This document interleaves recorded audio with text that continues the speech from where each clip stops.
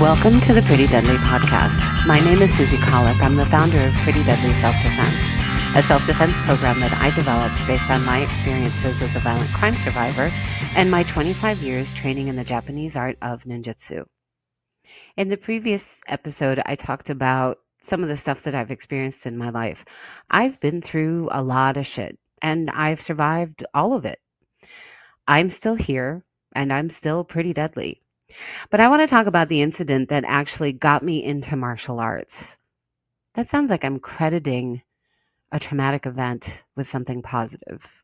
I guess that's an okay thing to do. The event that put me on this path in life, the main event that made me dedicate my life to fighting violence against women, was an attack in my home. I have spoken about this. I've written about this. I've been interviewed about this. There is lots of recorded information about this, and I've put some of those links in the show notes.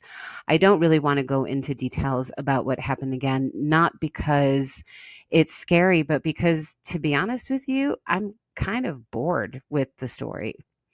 It was 25 years ago. That's a quarter of a century, a little less than half of my life. And I've been talking about it for a long time because I use it as part of the basis of the self-defense that I teach. However, getting to the point of being bored with the story, I think is a really good sign. I think that it's one of the indicators that we can reach the end of trauma. I've also talked about how I reached that in another way a couple of years ago when I revisited the site of that incident and what happened and what I felt. And I'll put a link to that particular episode in the show notes as well. I think I did an episode about it. If not, I wrote about it. Anyway, you'll find a link. But I want to talk about the physical aspects of that night and what I did to defend myself, what I did to survive. Because what I discovered later is, and I mean through my work and my research and all the stuff that I've done to develop Pretty Deadly into what it is today, which is a trauma-informed form of self-defense that's based on biology and science and data and research, as well as personal and lived experience. What I discovered is that so often in these events, whether they're big events or small events, we suffer long-term trauma because we feel we've had no agency in that particular event. One of the things that we've discovered happens for people who take Pretty Deadly courses, even though we don't focus on this overtly, is at some point people revisit something that's happened to them and find their own agency in that moment. That is so crucial to relieving the burden of long-term trauma. So I want to talk to you about how you might be able to do this for yourself by using my incident as an example. So I had already talked about, I had been through quite a few experiences before I was attacked in my own home and someone tried to take my life. And yet that was the one that finally got me into martial arts and self-defense. And that speaks to the way most women feel about learning self-defense. We suffer a lot of crap before we finally, I don't want to say take up arms, but before we finally learn to use our own arms. Some of that is because we've been very socialized to be against violence, although I think even more of that is because we are positively socialized to understand the consequences of any violence we may commit. We often don't want to pay the price, either as a burden of personal guilt or, of course, a burden of legal retribution that we may face. I think that these are really good things. I think that these are advantages that we have to be socialized to think about consequences, both short and long term, of our actions, even in terms of self-defense. But at the same time, I want everyone listening to know that if your life is on the line, you will defend yourself, even if you think you won't. That is your biology. It's really hard to overcome that. We often don't defend ourselves in ways that we recognize, in ways that movies tell us is self-defense, or posters or classes or whatever. Self-defense isn't necessarily kicking and punching and throwing people and locks and whatever people do. It can also look like telling a joke. It can look like distracting someone and saying, hey, look behind you.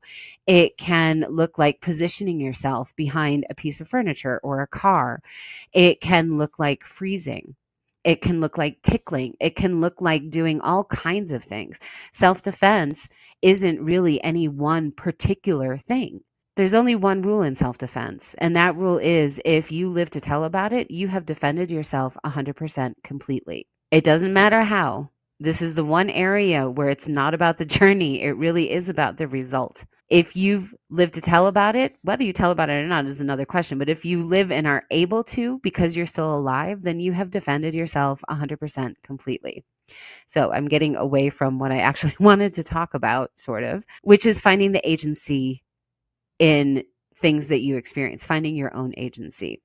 So very briefly, in July of 2000 at 4:17 in the morning, a man broke into my apartment, I guess figuring I was still asleep because it is usually when people are in deep REM sleep. I woke up for whatever reason and stumbled to the bathroom to find this man standing there. He lunged at me, shoved me against the back wall, and I understood then and there that I was fighting for my life. He tried to cover my screams. He beat me. He got me to the ground, which doesn't mean that every fight ends up on the ground, BJJ people.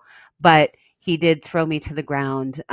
He grabbed my hair. He punched the crap out of my face, I guess trying to knock me out. I really don't know. And suddenly he stopped and stood up straight and as in an attitude of listening. He jumped over my head and ran towards my front door, pulled it open and ran out. And then I never saw him again. And frankly, neither did anybody else. As far as I know, that guy is still out there living his life. He closed the door behind him, and immediately afterwards, I jumped on 911 and was screaming into the phone saying, they had a knife. I don't know, he might come back. I'm terrified. Somebody just tried to kill me. There's pounding on my front door, which is terrifying because I'm thinking it's the guy. It turns out to be the neighbors. And what I learned later is that the neighbors heard me screaming. In fact, 3 buildings heard me screaming. But the people who lived above me and other people in the building apparently also were in a very deep sleep. And this is literally what they told me the next day or over the next few days, that their first response to the screaming is they thought it was part of a dream they were having. And as they started to wake up, they realized, oh, this is actually a woman screaming for her life. They scrambled out of bed and scrambled to pull on clothes, and I think made a lot of noise on the floor right above me, and made a lot of noise coming down the stairs, and that's what stopped the attacker. It's what he was listening to and what made him run off. So for the longest time, I believed that my neighbors saved me, and that one way they did. They effectively interrupted what was happening to me, and I thank them for that, and I'm grateful to this day. But they're not the only ones who saved me. And this is what was important for me to understand over time in order to release that burden of long-term trauma that I had been suffering under for many, many years. That long-term trauma had affected my ability to get jobs, to have healthy relationships, to build any kind of life. It kept me in a really small box, and I didn't know how to break out. In fact, for a long time, I didn't even know I was in it. As I started to feel more confident and kind of in combination with my martial arts training, I was able to look back over the incidents of that night kind of again and again and understand, well, what did I do? What did I do to help myself? When I was attacked, I had no self-defense training and I had no martial arts training. I felt pretty helpless in the aftermath when I was looking back. But as I started to break it down, and also through my research and how the human body works in these situations, what our biological self-defense systems do, it helped me understand that I actually did a lot to save myself. One of the very first things I did was wake up. So when we're sleeping, and you've had this experience, I'm quite sure, if you are sleeping in somebody else's house or a new place of your own for the first time or in a hotel, there's lots of noises that you're not familiar with and they wake you up. We wake up to anomalous noises. I must have woken up right when that guy was easing himself through my living room window onto my living room floor.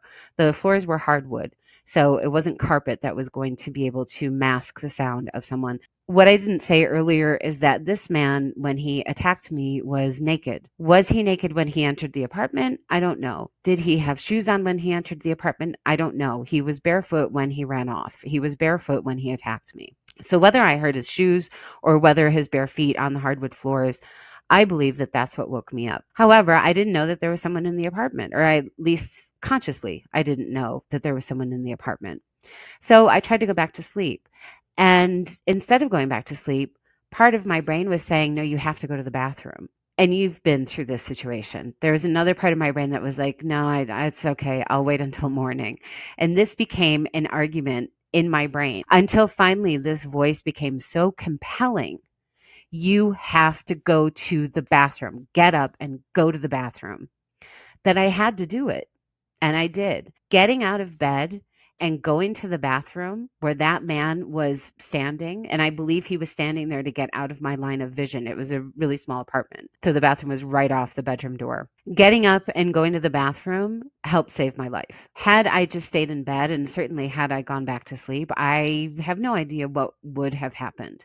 But it wouldn't have been pretty. It wouldn't have been nice. I don't think that guy was just there to ask for a date at 4 in the morning, completely naked, carrying some sharp object. So yeah, that saved me. It was really important for me to understand that it was me. It was my self-defense system. It was my body that saved my life. Even in the attack, I couldn't fight back, I say with quotes. I didn't have any martial arts moves or self-defense moves. So I felt that my body was completely out of my control, that I was just flailing around, shaking. There was no rhyme or reason to any of it, and I was basically just like a rag doll being thrown around. But again, after my training and after research and after doing this for so long, I understand that a lot of things my body did naturally helped keep me alive. They helped defend me. They may not have done damage to the other guy, but that's not the point of self-defense. The point of self-defense is to defend yourself. And that's what my body did. When the guy had my hair, he had a chunk of my hair in his fist and was pounding my face with his other fist, my entire body relaxed. It relaxed so that I could absorb the punch as opposed to resist the punch, which would have knocked me out. Because it was so relaxed and I absorbed the punch so much, that one punch that was so hard, it whipped my head around to such a degree that my hair was pulled out, helped me change the situation a little bit. That was brilliant. Why did I know how to do that? Well, the reason I knew how to do that is because many, many years ago in high school, in one class, we watched a movie about why drunk drivers tend to survive car crashes. It's because they're relaxed. That would have been at least 20 years prior to the incident that I was experiencing in that moment. And yet, that's what my body remembered. So that's what I'm going to talk about in the next episode, is where we gather self-defense tools from. It's not only self-defense classes. Learn more about Pretty Deadly, find classes near you, or learn about our trainer certification programs at prettydeadlyselfdefense.com. Follow us on Instagram at Team Pretty Deadly, and you can find my very inconsistently posted rantings about politics, capitalism, sexism, and whatever else comes to mind on TikTok at Pretty Deadly Boss. The music that you hear is Icarus Wish by Berlin-based band Dead Centuries.